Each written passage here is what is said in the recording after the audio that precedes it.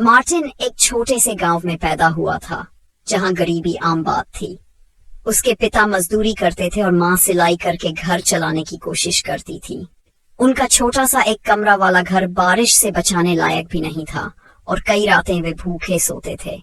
लेकिन मुश्किलों के बावजूद मार्टिन का एक सपना था, इंजीनियर बनकर ऐसे पुल बनाना जो लोगों को जोड़ सके, ठीक वैसे ही जैसे वह अपनी फटी पुरानी किताबों में देखता था।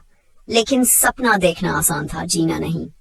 उसके स्कूल में टूटी फूटी बेंचें थी और किताबें बहुत कम थी। उसके कई साथी पढ़ाई में रुचि नहीं लेते थे और कुछ तो स्कूल ही छोड़कर काम करने लगते थे। मगर मार्टिन अलग था, उसे पढ़ाई से प्यार था। भले ही उसका पेट भूखा रहता, लेकिन उसका दिमाग हमेशा जान का भूखा रहता था।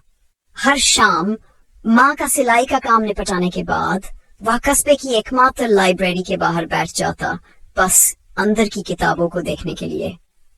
एक दिन लाइब्रेरियन, जो एक बुजुर्ग और दयालु इंसान थे, ने उसे देखा और पूछा, बेटा, तुम हर दिन यहाँ क्यों बैठते हो? मुझे पढ़ना है पर मेरे पास किताबें नहीं हैं, मार्टिन ने जवाब दिया। लाइब्रेरियन मुस्कुराए और उसे एक पुरानी गणित की किताब थमा दी। हर दिन यहाँ आना, मैं तुम्हें किताबें दूंगा, उन्होंने कहा।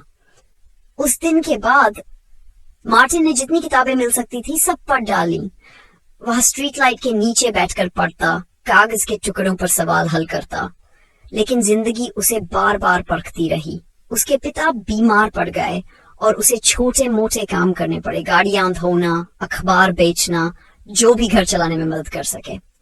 फिर भी उसने अपने सपने को कभी नहीं छोड़ा। एक दिन उसे पता चला कि विज्ञान और गणित में अच्छे छात्रों के लिए राष्ट्रीय स्तर की छात्रवृत्ति स्कॉलरशिप है। यही उसका इंजीनियर बनने का एकमात्र मौका था। उसने और मेहनत शुरू कर दी, दिन रात पढ़ाई की, सिर्फ कुछ घंटों की नींद लेकर। परीक्षा वाले दिन वह 10 मील पैदल चलकर शहर पहुंचा, क्योंकि बस का किराया नहीं था। कांपते हाथों से उसने पेन उठाया और अपना पूरा दिल और जान लगा दिया। हफ्तों बाद परिणाम आया। मार्टिन ने पूरे जिले में टॉप किया था। जब उसकी मां ने छात्रवृत्ति की पुष्टि वाला पत्र हाथ में लिया तो उनकी आंखों में आंसू आ गए। अब मार्टिन देश के सबसे अच्छे इंजीनियरिंग कॉलेज में पढ़ सकता था। बस कुछ कपड़ों और दिल में ढेर सारे सपनों के साथ वह शहर के लिए निकल पड़ा। कॉलेज की जिंदगी आसान नहीं थी। अमीर परिवारों के बच्चों के बीच उसे अपना स्थान बनाना मुश्किल लगा। कई बार उसे किताबों के लिए खाना तक छोड़ना पड़ा, लेकिन उसने हार नहीं मानी, क्योंकि उसने खुद से एक वादा किया था। कुछ सालों बाद मार्टिन एक निर्माण स्थल पर खड़ा था। उसके सिर पर एक हेलमेट था जिस पर लिखा था इंजीनियर मार्टिन रोड्रिक्स। उसने वही पुल डिजाइन किया था जो उसके गांव को शहर से जोड़ने वाला था, जिससे उसके जैसे लोगों की जिंदगी आसान हो सके। जब पुल का आखिरी टुकड़ा अपनी जगह पर रखा गया, मार्टिन मुस्कुराया।